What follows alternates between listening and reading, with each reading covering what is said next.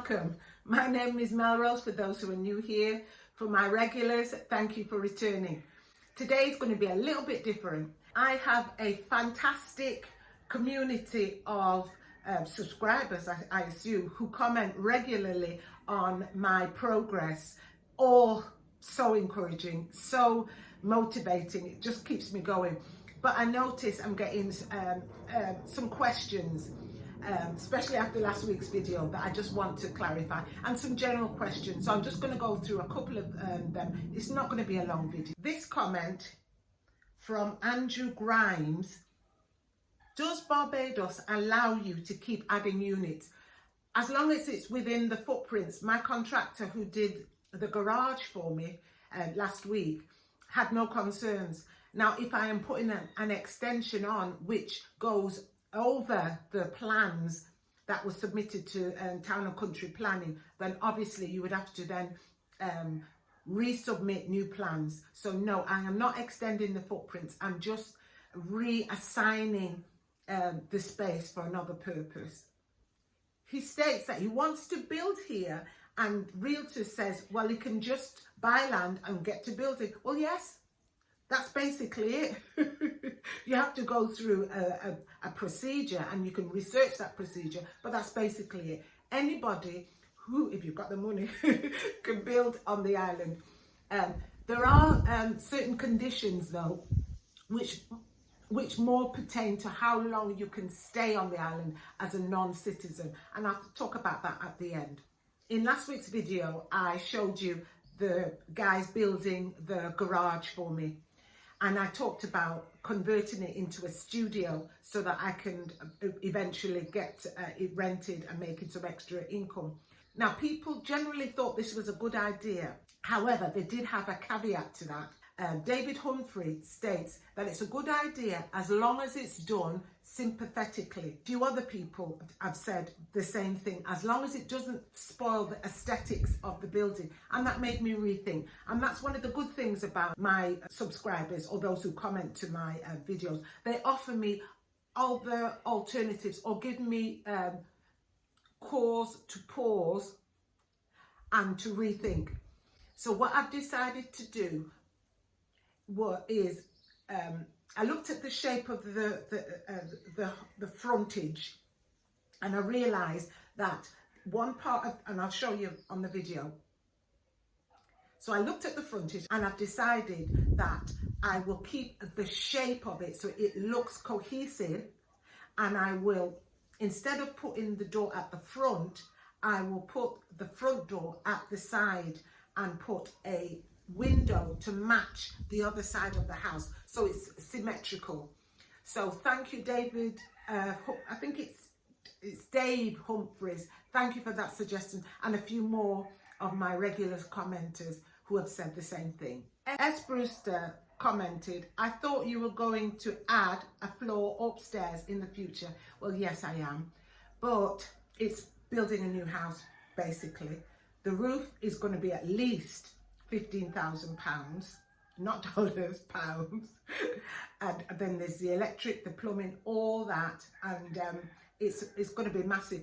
That's why I'm kind of leaning heavily towards getting the two apartments done, the self-contained one and the one that I've got ready to rent now, because that will help fund it in the future. But I really do want to get it done, because it's extra income and extra space for when my family and friends come. Now, I get lots of comments about the garden that I am trying to create at the front, and my food forest down the side. Now, I had a lovely surprise. Cheryl Bryan, hi Cheryl, sent me, well, she brought over some lilies, a banana plant, and she's brought me over a passion fruit and a few other plants to put in the garden. So thank you very much for that. And this is the thing, I get a few gifts of plants from viewers from time to time, and that's really nice. That's very generous of you. Now, the garden is coming on. It's hard work. It really is hard work. And some days, especially when it rains heavy, it's like you're starting again, but I'm getting there. So as you can see, the vegetables are coming on. I've managed to harvest some cabbage, and which is delicious. I've just stir fried, you know. So yes, the garden is coming on nice. It's slow going, and I'm desperately trying to keep the insects away from the vegetables. I've got a few suggestions. Thank you, Pastry Shack, for your suggestions with the neem oil. I've been using that, and it does keep them at bay.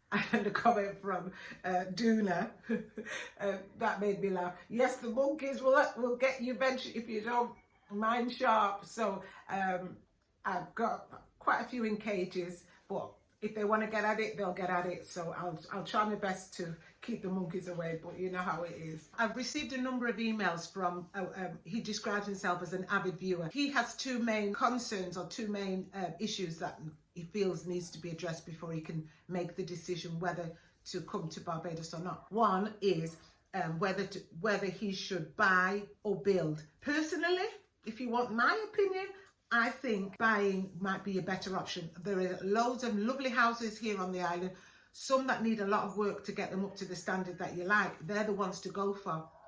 If they're in good areas and they need refurbishing, that's better, because when you build from scratch, to me it's an unknown quantity. The cost of materials it's hard to predict, especially the cost of wood. My suggestion would be to buy an older or an existing house that needs to be refurbished, and then you fix up the kitchen, the bathroom first, and then the kitchen.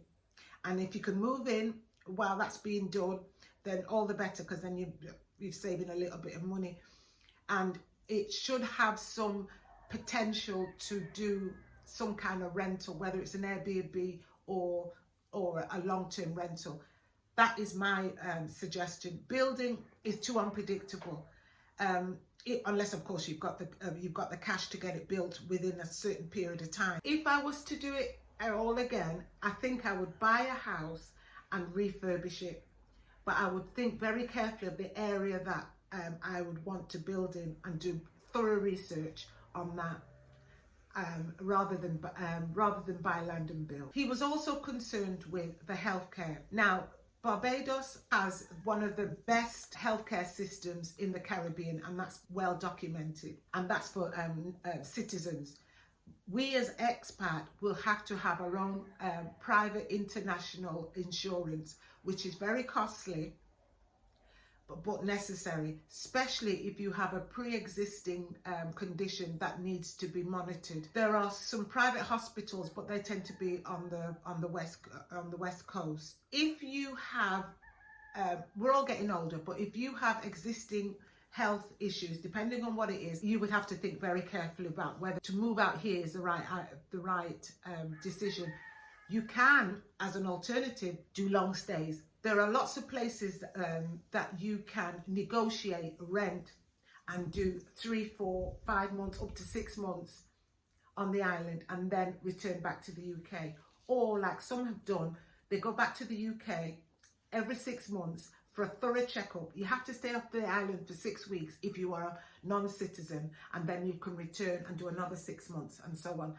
Most of us do that. We leave and go a couple of months and then come back. So that's an alternative. That's a suggestion. You would need to have a private health care in order to stay long term if you are planning on living here. Also, while you're here for 3 months to 6 months, I suggest you registering with a local GP so you can get your medication. The medication is expensive-ish, but not as expensive as I thought. Well, I think that'll do for now. If you've got any more comments or questions about how things are going here, or if you want some advice, and if I'm equipped to offer that advice, drop me a line below. Until next time, guys, take it easy.